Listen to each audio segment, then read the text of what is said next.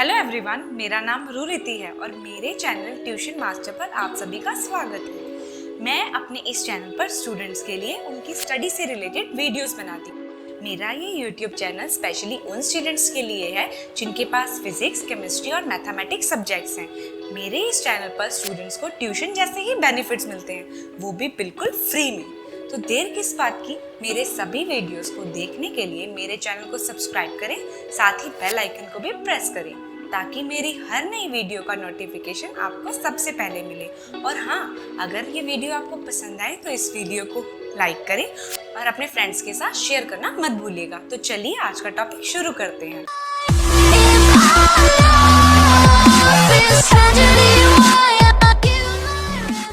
तो स्टूडेंट्स, आपका आज का टॉपिक है एटॉमिक स्ट्रक्चर। ओके, आज हम एटम के जो स्ट्रक्चर के बारे में अलग अलग थ्योरीज दी गई थी, उसकी सबसे पहली थ्योरी जो दी गई थी डाल्टन एटॉमिक थ्योरी, उसको एक्सप्लेन करेंगे ब्रीफली और उसके जो जो पॉस्टुलेट्स हैं, जो जो उनके एग्जांपल्स हैं, वो हम आज डिस्कस करेंगे। ठीक है, तो चलिए शुरू करते हैं। Chemistry is full of unanswered questions.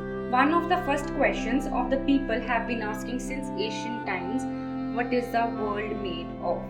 Chemistry भरी हुई है अनआंसर्ड क्वेश्चन से। ठीक है, फर्स्ट जो क्वेश्चन लोग पिछले टाइम से पूछते आ रहे हैं वो क्या है कि दुनिया किससे बनी है, what is world made up of. Okay, the answers of this questions are fundamental to modern chemistry. ऐसे आंसर्स जो हैं फंडामेंटल किसके लिए हो गए हैं, मॉडर्न केमिस्ट्री के लिए। And the chemist didn't agree on the answer until few hundred years ago. Okay, कुछ केमिस्ट एग्री नहीं करते थे इस आंसर पे until few hundred year ago. Thanks to scientist such as John Dalton, modern chemists think of the world in terms of atom. हम thank करते हैं उस साइंटिस्ट को जिनका नाम है जॉन डाल्टन, जो एक मॉडर्न केमिस्ट थे जिन्होंने इस वर्ल्ड को एटम के नजरिए से देखा। ठीक है, तो आज हम वही डिस्कस करेंगे जो कि है Dalton atomic theory. Okay, John Dalton's atomic theory which was the first complete attempt to describe all matter in terms of atoms and their property.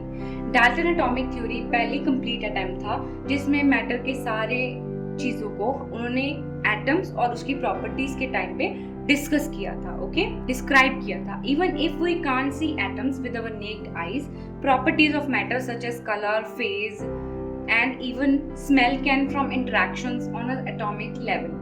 Even हम एटम को जो है वो अपनी आंखों से तो नहीं देख सकते, लेकिन हम प्रॉपर्टीज ऑफ मैटर जो हैं जैसे colour, phase, liquid solid gas का कलर, फेज वगैरह हम देख सकते हैं, इवन उसे स्मेल कर सकते हैं। किस पे, एटॉमिक लेवल पे। ठीक है, तो ये सब किसने डिस्कवर किया था, डाल्टन, जॉन डाल्टन। नाउ इस थ्योरी का बेसिस क्या है, basis of this theory, Dalton base his theory on the two laws. Dalton ने अपनी ये जो थ्योरी थी ये दो लॉज के ऊपर बेस्ड है। उनकी ये थ्योरी दो लॉज के ऊपर बेस्ड है। सबसे पहला लॉ है the law of conservation of mass, law of conservation of mass, and the second one is the law of constant composition. Okay, now law of conservation of mass, law of conservation of mass क्या कहता है, it says that matter is not created और destroyed in a closed system. Matter ना तो create किया जा सकता है ना डिस्ट्रॉय किया जा सकता है किसी भी क्लोज सिस्टम में।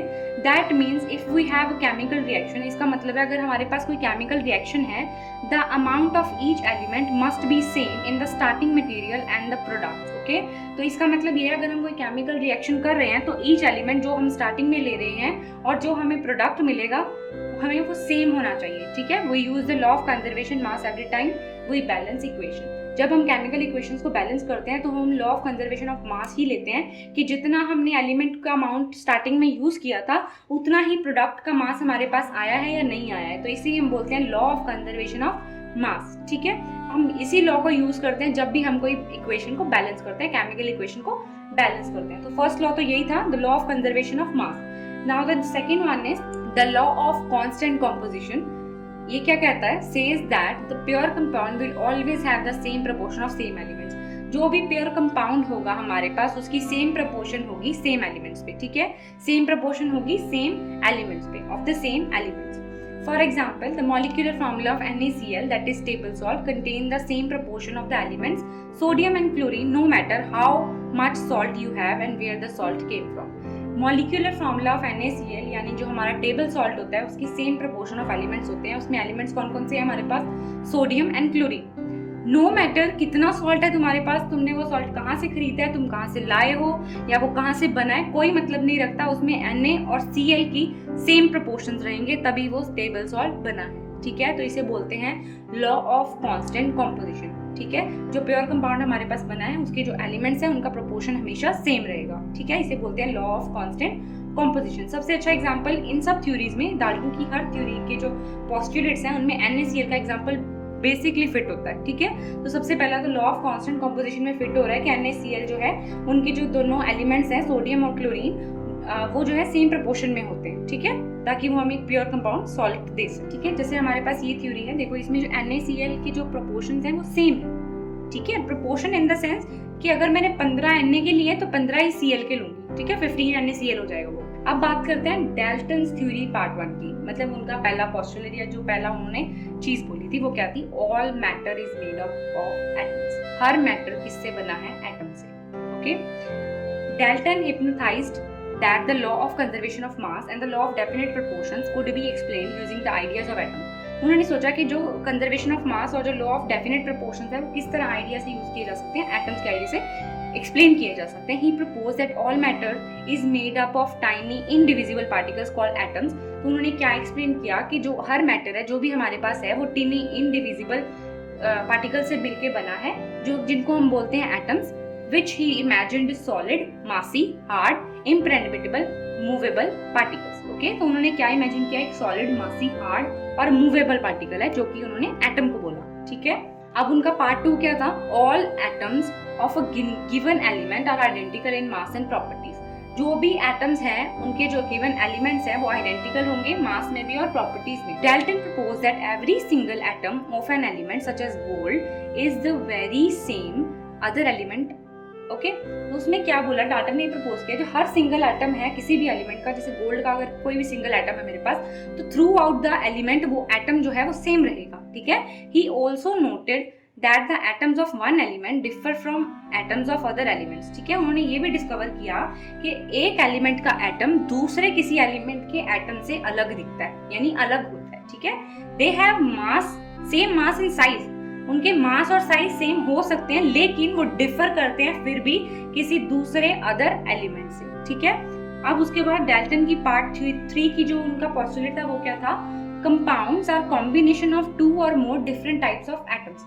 कंपाउंड्स किसके कॉम्बिनेशन होते हैं? 2 या 2 से ज्यादा डिफरेंट टाइप्स ऑफ एटम्स के। ठीक है, in the third part of Dalton atomic theory he proposed that compounds are combination of 2 और more different types of atom. उन्होंने ये प्रपोज किया कि कंपाउंड जो है वो 2 या 2 से ज्यादा डिफरेंट टाइप्स ऑफ एटम्स का कॉम्बिनेशन है। ठीक है, कंपाउंड जो है वो 2 या 2 से ज्यादा डिफरेंट टाइप्स ऑफ एटम्स का कॉम्बिनेशन है। ठीक है,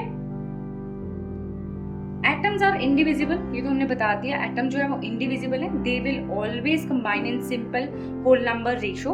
वो हमेशा किस तरह से कंबाइन करेंगे? सिंपल होल नंबर रेशोज की तरह। For example NaCl। Now Dalton's theory part 4 क्या कहती है? अ chemical reaction is arrangement of atoms. Chemical reaction क्या है? रीअरेंज करना एटम्स को। केमिकल रिएक्शन क्या है? रीअरेंज करना एटम्स को, रीअरेंज करना एटम्स को।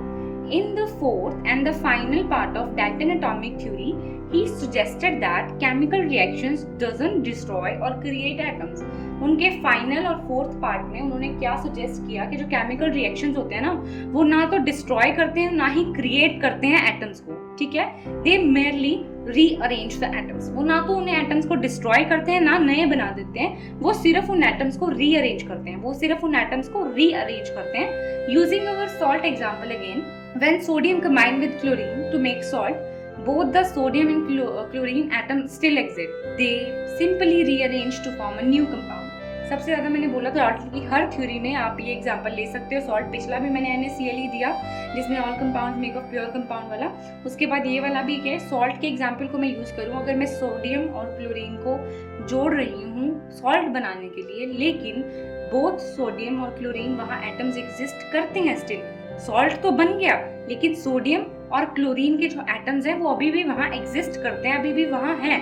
सिंपली उन्होंने क्या किया, नया कंपाउंड बनाने के लिए खुद को रीअरेंज किया, एटम्स को रीअरेंज किया, ठीक है। सोडियम और क्लोरीन दोनों एटम्स वहाँ स्टिल एग्जिस्ट करते हैं, ठीक है, लेकिन उन्होंने सिर्फ एटम्स को रीअरेंज किया, ठीक है। उन्होंने यही बोला केमिकल रिएक्शन सिर्फ क्या है, रीअरेंजमेंट ऑफ एटम्स है, ठीक है। उनके यही था कि भाई जो केमिकल रिएक्शन है ना तो वो नए एटम्स बना के दे सकती है, ना वो पुराने एटम्स को डिस्ट्रॉय कर सकती है, वो सिर्फ एटम्स को रीअरेंज करती है, वो सिर्फ एटम्स को रीअरेंज करती है। अब what we have learn from this theory, अब हमने क्या सीखा इस थ्योरी से?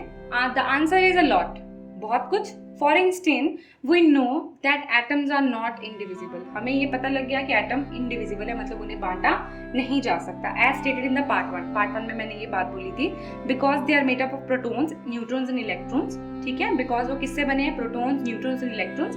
The modern picture of atom is very different from Dalton's solid massive particle.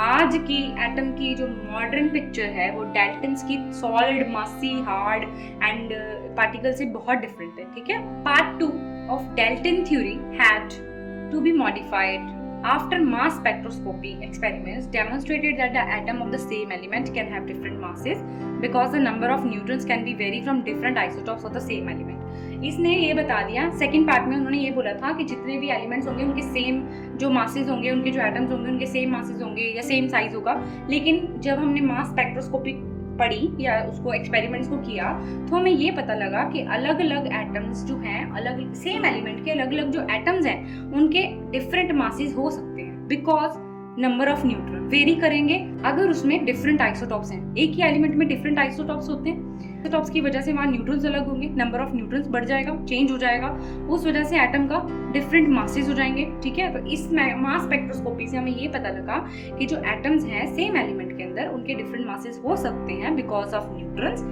क्योंकि different isotopes of same element. Despite these caveats Dalton atomic theory is still mostly true. इन सब चीज़ों के बावजूद जो हमने पार्ट 1 और पार्ट 2 में डिस्क्राइब किया कि सॉलिड मासी नहीं है एटम का अब स्ट्रक्चर, और हमने ये डिस्क्राइब किया मास स्पेक्ट्रोस्कोपी से कि भाई अब वो वैसा नहीं होता कि भी सेम मासेस हैं, सेम साइज, ऐसा नहीं है, अलग अलग मासेस भी होते हैं, लेकिन इन सब के बावजूद भी एटॉमिक थ्योरी आज भी मोस्टली ट्रू है, ठीक है। And it forms the framework of modern chemistry, और मॉडर्न केमिस्ट्री का सारा फ्रेमवर्क जो इसके इर्द गिर्द ही बना रहता है, ठीक है।